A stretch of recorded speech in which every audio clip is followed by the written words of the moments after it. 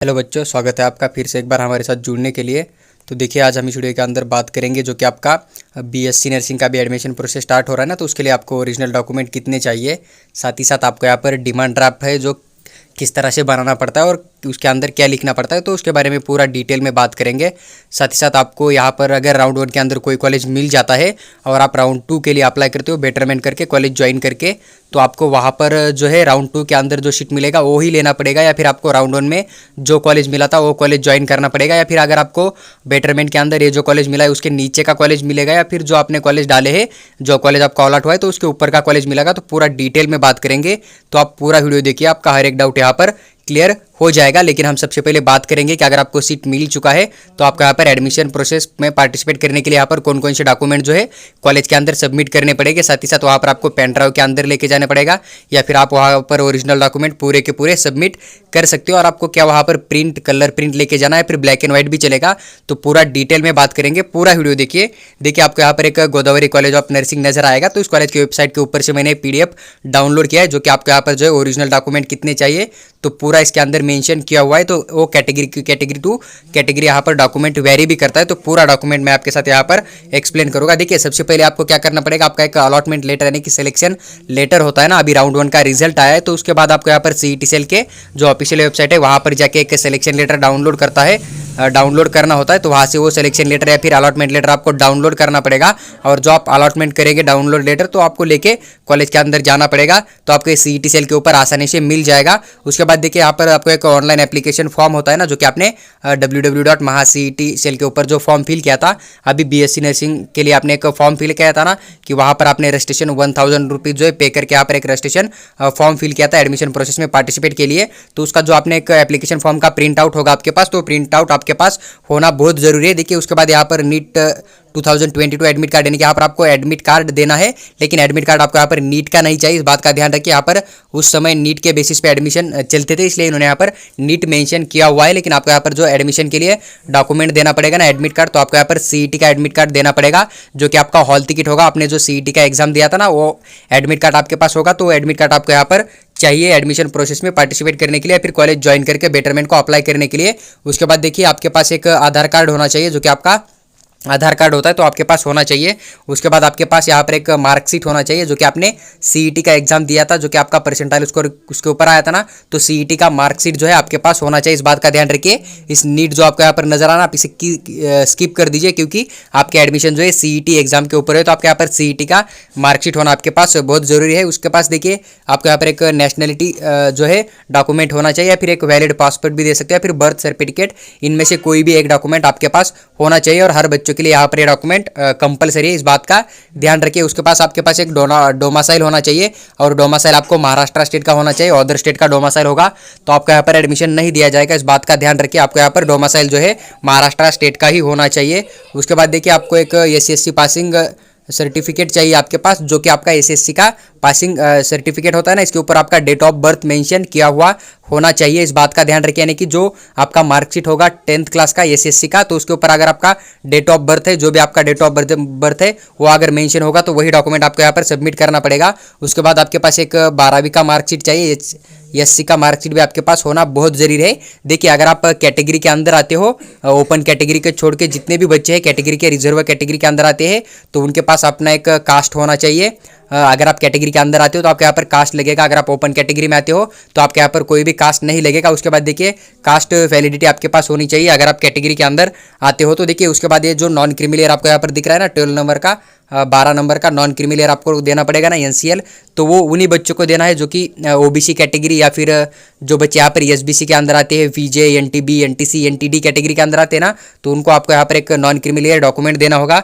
उसके बाद EWS होता है, जो EWS उन बच्चों के लिए होता है जो बच्चे ओपन कैटेगरी के अंदर आते हैं, लेकिन उनका इनकम जो है 8 लाख पर ईयर से कम है, यानी कि इकोनॉमिकली वो वीकर सेक्शन में आते हैं ना, तो उनके लिए यहाँ पर आपको EWS देना पड़ेगा। EWS अगर आपके पास होगा तो आपको जो ट्यूशन फीस होता है कॉलेज का, तो आपको यहाँ पर 50% पे करना पड़ेगा, यानी कि आधा ही आपको पे करना पड़ेगा। साथ ही साथ आपको डेवलपमेंट फीस भी यहाँ पर आधा देना पड़ेगा। एग्जाम्पल के लिए मैं आपको बोल दूँ, अगर किसी कॉलेज के अंदर आपको 1 लाख रुपीज़ फीस नजर आ रहा है ना हर साल के लिए, तो आपको यहाँ पर सिर्फ उसका आधा फीस देना पड़ेगा, यानी कि आपको यहाँ पर सिर्फ 50K रुपीज़ आपको यहाँ पर पे करना पड़ेगा। 50,000 आपको यहाँ पर पे करना पड़ेगा। अगर आपका इनकम 8 लाख पर ईयर से कम है, आप ओपन कैटेगरी के अंदर आते हो, आपने EWS के थ्रू फॉर्म फिल किया, तो आप यहाँ पर EWS या फिर EBC के थ्रू यहाँ पर अप्लाई करके एडमिशन ले सकते हो। आपको यहाँ पर आधा फीस देना पड़ेगा कॉलेज के अंदर। उसके बाद देखिए, अगर आप कैटेगरी के अंदर आते हो तो आपके पास एक इनकम डॉक्यूमेंट होना चाहिए, इनकम सर्टिफिकेट होना चाहिए आपको यहाँ पर स्कॉलरशिप के लिए अप्लाई करने के लिए, और ये आपसे लिया जाएगा at the time of admission. देखिए, उसके बाद आपसे एक कॉलेज लिविंग लिया जाएगा, जो कि आपका TC होता है या फिर LC भी बोल सकते हो,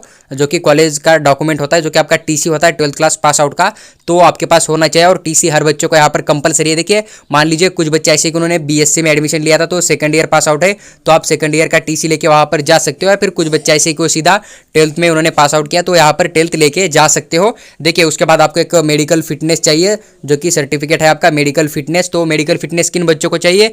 जिन बच्चों ने यहाँ पर अप्लाई किया था, जो फॉर्मेट है आपका उसी फॉर्मेट के अंदर आपको मेडिकल फिटनेस का जो है डॉक्यूमेंट चाहिए, और ये डॉक्यूमेंट हर बच्चे को कंपलसरी है। मान लीजिए आपने H फॉर्मेट के अंदर बनाया होगा, तो आपको यही जो है फॉर्मेट के अंदर मेडिकल फिटनेस वहाँ पर देना पड़ेगा। जो आपने अपलोड किया था वही जो है आप यहाँ पर प्रिंट आउट लेके चल सकते हो। देखिए, अगर कुछ बच्चों ने यहाँ पर नीट के ब्राउचर के अंदर से भी डाउनलोड करके डाल दिया होगा तो कोई प्रॉब्लम नहीं है। CET सेल का जो ब्राउचर है BSc नर्सिंग के लिए, उससे भी डाल दिया तो कोई प्रॉब्लम नहीं है। दोनों का लगभग आपको जो है मेडिकल फिटनेस सेम नजर आएगा। तो आपने कोई भी डाल दिया हो, वहाँ पर अपलोड किया हो, तो आप कोई भी लेके जा सकते हो, आपको कोई मतलब वहाँ पर रिजेक्ट करने में प्रॉब्लम नहीं आएगा। उसके बाद देखिए, आपको यहाँ पर एक माइग्रेशन सर्टिफिकेट नजर आ रहा है ना, आपको यहाँ पर सर्टिफिकेट माइग्रेशन सर्टिफिकेट, तो आपको यहाँ पर एक ईप एप्लीकेबल है, यानी कि अगर आप इस रिजर्वेशन में नहीं आते तो आपको डॉक्यूमेंट देने की जरूरत नहीं है। अगर आपके पास ये डॉक्यूमेंट नहीं है तो आपको देने की जरूरत नहीं है, इस बात का ध्यान रखिए।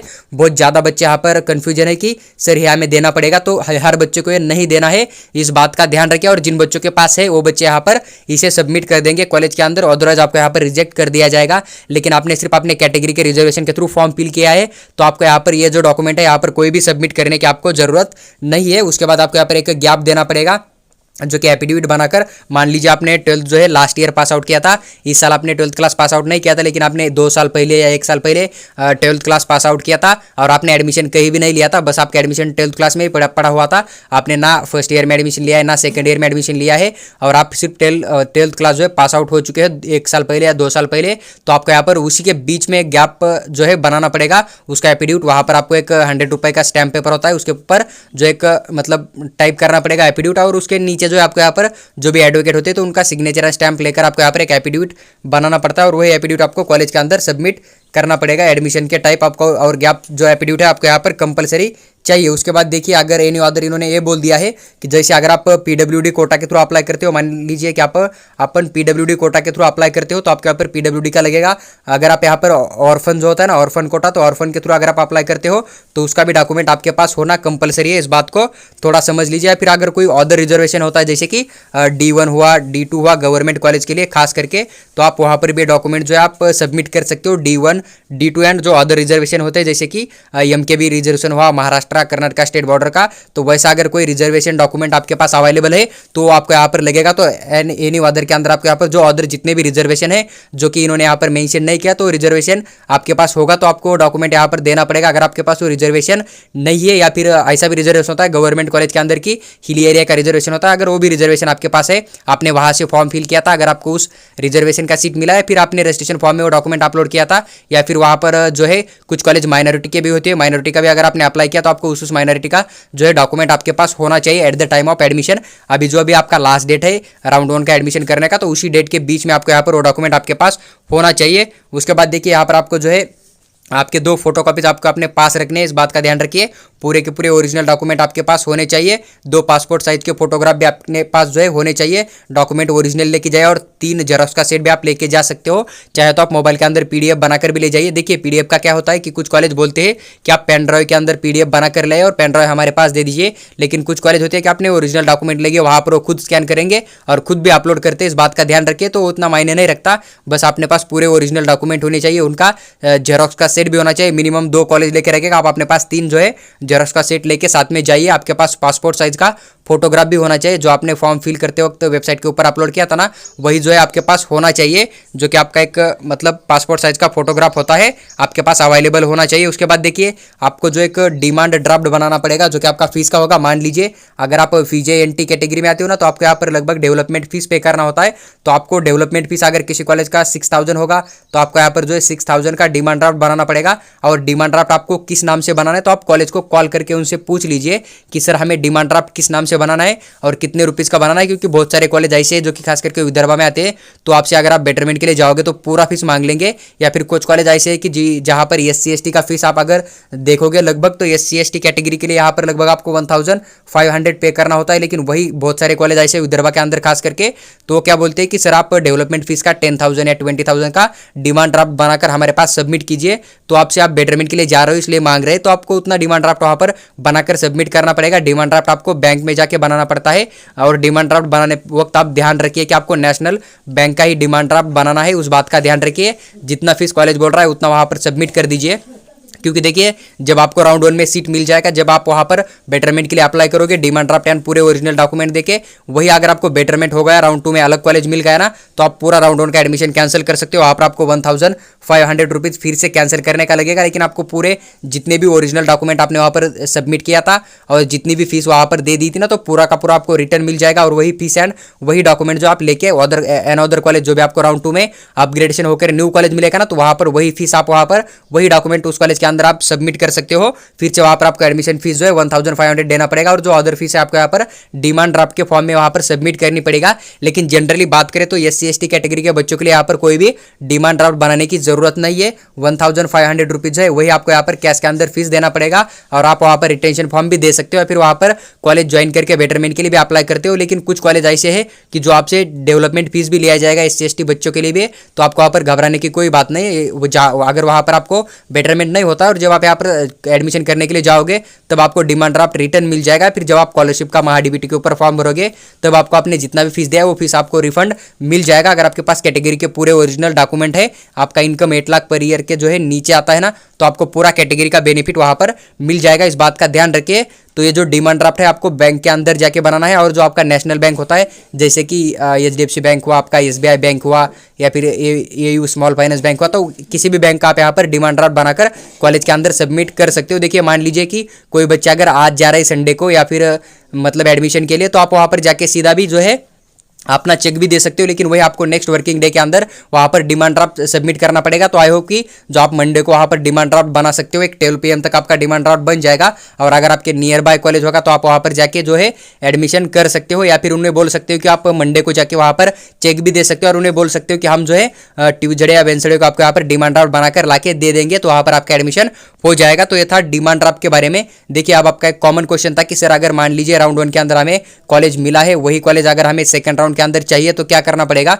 तो देखिए आपको आपके सामने एक ही ऑप्शन रहेगा कि मान लीजिए आपने कोई 10 कॉलेज डाल दिए थे चॉइस फिलिंग के अंदर, 10 कॉलेज में से आपको यहाँ पर 5 नंबर का कॉलेज जो है अलॉट हो चुका है, यानी कि 5 नंबर का जो कॉलेज है उसके अंदर आपको सीट मिल चुकी है। अभी आप बेटरमेंट के लिए जाना चाहते हो, लेकिन गलती से आपको यहाँ पर अगर 4 नंबर का कॉलेज मिल गया, देखिए आपको एक तो कॉलेज यहाँ पर 5 नंबर का कॉलेज राउंड 1 के अंदर मिला है, तो आपको यहाँ पर 6 नंबर का कॉलेज मिलेगा ही नहीं। इस बात का ध्यान रखिए। बेटरमेंट आपको जो सीट मिला है ना, जो कॉलेज आपको 5 नंबर का कॉलेज मिला है, तो आपका बेटरमेंट यहाँ पर 4 नंबर या फिर जो 3 नंबर का कॉलेज आपने ऊपर डाला है ना, उन्हीं के अंदर आपका बेटरमेंट हो जाएगा। इस बात को आप समझिए। जैसे कि आपने यहाँ पर एक कॉलेज डाल दिया, जैसे कि आपने यहाँ पर टोटल 5 कॉलेज डाले, आपको यहाँ पर 2 नंबर का कॉलेज मिला है, तो आपका बेटरमेंट यहाँ पर 1 नंबर के कॉलेज में ही होगा। आपने जो 2 नंबर के कॉलेज के नीचे आपने यहाँ पर 3 नंबर का कॉलेज डाल दिया है, या फिर आपने जो 4 नंबर का कॉलेज डाल दिया ना, तो उन्हें ये कॉलेज आपके वेस्ट है, आपको यहाँ पर बेटरमेंट के लिए नहीं जाने को मिलेगा। अगर आप जो कॉलेज मिला है उसके नीचे के कॉलेज के लिए बेटरमेंट कर रहे हैं, तो आप बेटरमेंट मत कीजिए, लगभग आपके 3000 का लॉस यहाँ पर हो जाएगा। लेकिन आपको 2 नंबर का कॉलेज मिला और आप 1 नंबर के कॉलेज के लिए बेटरमेंट कर रहे हो ना,